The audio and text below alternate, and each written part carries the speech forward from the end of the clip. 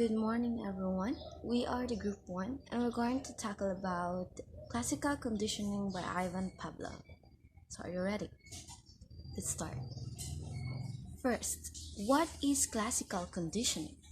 Classical conditioning is a learning process that occurs when two stimuli are paired together repeatedly to create a response.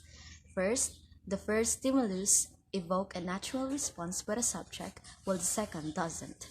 But after enough pairings together, the second becomes conditioned and create the response to happen. Makes sense?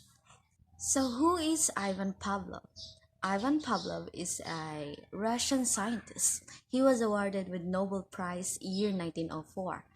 He was known for his classical conditioning wherein he experimented a dog to salivate with a ringing bell. What is the idea behind the experiment? Ivan Pavlov is a Russian scientist and he discovered this by accident. He kept dogs in the lab so that he could study their digestive processes. Now, no one trains a dog to salivate over food, but dogs naturally salivate when they see food. He implanted a device in the dog's mouth so that he could measure their saliva. But experiment after experiment, he noticed that before the food was even presented, the dogs began to salivate. They salivated to the sound of the researcher's footstep or even just the bowl itself. He then was like, wait, the dogs are associating to the sound of the footstep or the bowl of food. The footstep and the bowl have been classically conditioned to create a during response of the dogs. He thought to himself, you know what? I'm gonna classically condition a dog to salivate to a bell, which is really useful for some reason. So let's define first the stimulus and the response. So stimulus is something that exists in our surrounding or that is presented to a human or an animal. And response is how human or animal responds to the stimulus. So let's have the unconditioned stimulus. So unconditioned stimulus is the object or event that originally produced an unconditioned or natural response. An unconditioned stimuli is something that you don't need to learn. Just like on Pavlov's experiment, when he offered a meat to a dog, the dog automatically salivated. So the meat is our unconditioned stimulus because it produces a natural salivation response from a dog. So, any response to unconditioned stimulus is called unconditioned response. So, when the dog is offered the meat, the dog automatically responds through salivation. So, the unconditioned response is the salivation. Any response to conditioned stimulus is called conditioned response. So when Pavlov taught the dog to salivate to the sound of the bell, the dog's salivation response to the sound of bell or the conditioned stimulus is called conditioned response. There are 3 stages of classical conditioning. The first stage is the before conditioning, the second is the during conditioning, and the third is the after conditioning. At each stage, the stimuli and responses are given special scientific terms. So for the first stage, which is the before conditioning, you can see in the illustration that when a food or the unconditioned stimulus is being shown to the dog, it will result in a unconditioned response, which is the salivation.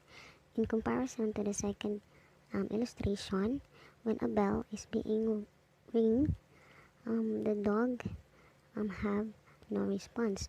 So the explanation in this illustration is that the unconditioned stimulus produces an unconditioned response in an organism.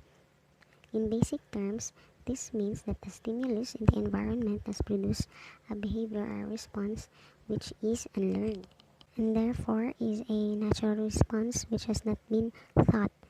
In this stage, no new behavior has been learned yet. The second stage of the classical conditioning is the during conditioning. So the illustration shows that the bell is being rang plus a food is being shown to the dog, which resulted in the response of the dog to salivate. So the interpretation of this illustration is that during this stage, a stimulus which produces no response is associated with unconditioned stimulus, at which point it now becomes known as the conditioned stimulus. The unconditioned stimulus acts as a type of signal or cue for the unconditioned stimulus to take place. Also, during this stage, the unconditioned stimulus must be associated with a conditioned stimulus and a number of trial and errors for learning to take place. The last stage of classical conditioning is the after conditioning. So this illustration shows that the bell is being ranked, which resulted to the reaction or the response of the dog to salivate. So the bell here is considered to be our conditioned stimulus, and the response of the dog is now called as conditioned response. So the interpretation of this illustration is that now the conditioned stimulus, which is the bell, has been associated with the unconditioned stimulus to create a new conditioned response. So in this stage basically illustrates that the conditioned stimulus have been established and is connected to the response. Our findings of the theory. First is that Pavlov said that the dogs were demonstrating classical conditioning. So it is being clearly stated that through the experiment of Ivan Pavlov, he showed that dogs were really demonstrating classical conditioning. So classical conditioning is a learning process where two stimuli is being repeatedly paired.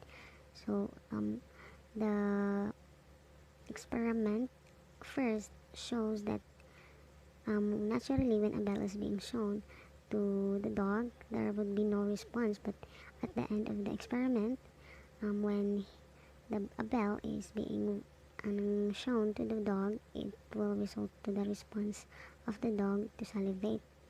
The second one is there is a neutral stimulus or the bell, which by itself will not produce a response like salivation. So natural stimulus is being seen in the first stage of the classical conditioning, which is the before conditioning. So when we talk about neutral stimulus, it is referred to a stimulus which has no effect on a person. So the third finding of the theory is that there is also a non-neutral or unconditioned stimulus, which is the food, which will produce an unconditioned response. So the fourth finding is that repetition of things may lead to learning. So in Ivan Pavlov's experiment in the dog, it may not be possible for a classical conditioning response to be seen if he only just try just one trial, because he even stated that he get the response or the good result of the experiment through a repetition of things that lead to the discovery of the classical conditioning. There are four limitations of the theory. First, if there is time lapse between the bell and the food, then there would be no learning. Second, if you keep on ringing the bell but not giving the food, then salivation will stop. It was called extinction. Third, the dog must identify the right bell rather than salivating on any, or discrimination is important. Fourth, after extinction, if suddenly you will ring the bell, then there's huge chance of salivation or a spontaneous recovery. Classical conditioning in real life. One time I went to a convenience store with my friends to buy cup noodles. I was really famished that day, so I preferred the big one. But because I am really hungry, I tend not to share my food. So I ate the whole thing. But what happened next is that I barf and vomit. So that made me think that cup noodles would make me sick. So up until today, I hate cup noodles. And that is also called taste aversion. Goodbye, everyone. That's all.